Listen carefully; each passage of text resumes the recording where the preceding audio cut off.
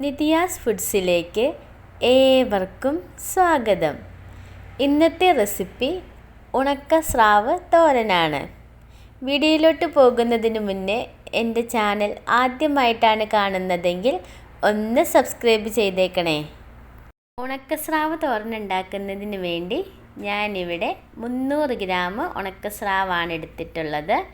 ഇത് ചെറിയ കഷണങ്ങളായി മുറിച്ച് 4 മണിക്കൂർ വെള്ളത്തിലിട്ട് വെച്ചതാണ്. ഇതൊന്ന് വൃത്തിയായി കഴുകി മറ്റൊരു പാത്രത്തിലോട്ട് മാറ്റിക്കൊടുക്കാം.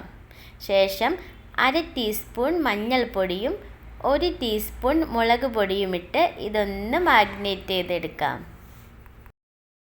ഇതിലേക്കിനി ഉപ്പൊന്നും ചേർക്കേണ്ട ആവശ്യമില്ല.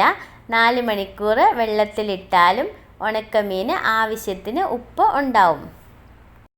ഇതിന് റെസ്റ്റ് ചെയ്യാൻ വയ്ക്കേണ്ട കാര്യമൊന്നുമില്ല. നമുക്ക് ഡയറക്റ്റ് തന്നെ ഇത് ഫ്രൈ ചെയ്തെടുക്കാം. ഈ ഫ്രൈ ചെയ്യുന്നതിന് വേണ്ടി ഒരു പാൻ അടുപ്പിൽ വെച്ച് ചൂടായി കഴിയുമ്പോൾ അതിലേക്ക് ഫ്രൈ ചെയ്യാൻ ആവശ്യമായ എണ്ണ ഒഴിച്ചു കൊടുക്കാം. എണ്ണ ചൂടായി വന്നു കഴിഞ്ഞാൽ നമ്മൾ മാഗ്നേറ്റ് ചെയ്ത് വച്ചിരിക്കുന്ന സ്രാവ് ഇതിലോട്ട് ഇട്ട് കൊടുക്കാം. ഇനി എല്ലാ വശവും തിരിച്ചു മറച്ചിട്ട് ഒന്ന് ഫ്രൈ ചെയ്തെടുക്കാം. അങ്ങനെ എല്ലാ വശവും ഫ്രൈ ആയി വന്നിട്ടുണ്ട്. ഇനി ഇത് വേറൊരു പാത്രത്തിലേക്ക് മാറ്റിക്കൊടുക്കാം. അതിനുശേഷം ചൂടാറിക്കഴിഞ്ഞാൽ ഇത് മിക്സിയിലിട്ടൊന്ന് പൊടിച്ചെടുക്കാം. ഇതുപോലെ വേണം ഇത് പൊടിച്ചെടുക്കാൻ. ഇനി നമ്മൾ നേരത്തെ ഫ്രൈ ചെയ്യാൻ ഉപയോഗിച്ച പാൻ എടുക്കാം. അതിൽ ഫ്രൈ ചെയ്തതിൻ്റെ ബാക്കി കുറച്ച് ഓയിലുണ്ട്. ആവശ്യമെങ്കിൽ 1 ടേബിൾ സ്പൂൺ ഓയിലും കൂടി ഒഴിച്ചു കൊടുത്ത് ചൂടായി കഴിയുമ്പോൾ ഇതിലേക്കൊരു മീഡിയം സൈസിലുള്ള 3 സവോള ചെറുതായി അരിഞ്ഞത് ചേർത്ത് കൊടുക്കാം. ഇതിന് നല്ലതുപോലെ ഒന്ന് വഴറ്റിയെടുക്കണം. ഈ സമയത്തൊന്നും ഉപ്പ് ചേർത്ത് കൊടുക്കരുത്, കാരണം നമ്മൾ പൊടിച്ച് വച്ചിരിക്കുന്ന ഉണക്കമീൻ ഉപ്പുണ്ട്.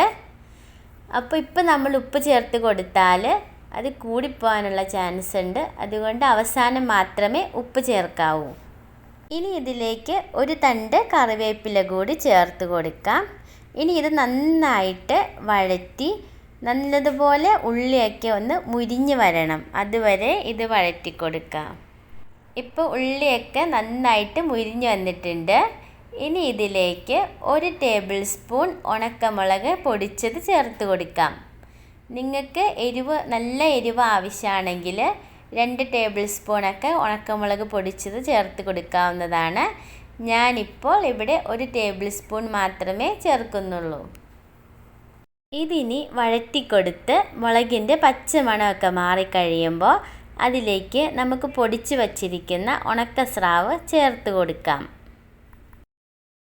ഇതിനി എല്ലാം കൂടി 1-2 മിനിറ്റ് നല്ലതുപോലെ ഇളക്കി യോജിപ്പിച്ചെടുക്കാം.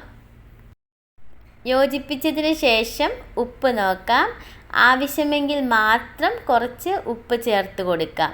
ഞാനിവിടെ ഉപ്പൊന്നും ചേർക്കുന്നില്ല, കാരണം എൻ്റെ തോരൻ ഇപ്പോൾ ഉപ്പ് പാകത്തിനാണ്. അങ്ങനെ ഉണക്കസ്രാവ് തോരൻ ഇവിടെ റെഡി ആയിട്ടുണ്ട്. ചോറിനൊപ്പൊക്കെ കഴിക്കാൻ നല്ല ടേസ്റ്റി ആയിട്ടുള്ള റെസിപ്പിയാണ്. ഇഷ്ടപ്പെട്ടാൽ എല്ലാവരും ട്രൈ ചെയ്ത് നോക്കണം. ലൈക്ക് ചെയ്യണം. നിങ്ങളുടെ ഫ്രണ്ട്സിനൊക്കെ ഷെയർ ചെയ്ത് കൊടുക്കണം. നിങ്ങളുടെ അഭിപ്രായങ്ങൾ കമൻറ്റ് ബോക്സിലൂടെ അറിയിക്കാവുന്നതുമാണ്. Thanks for watching.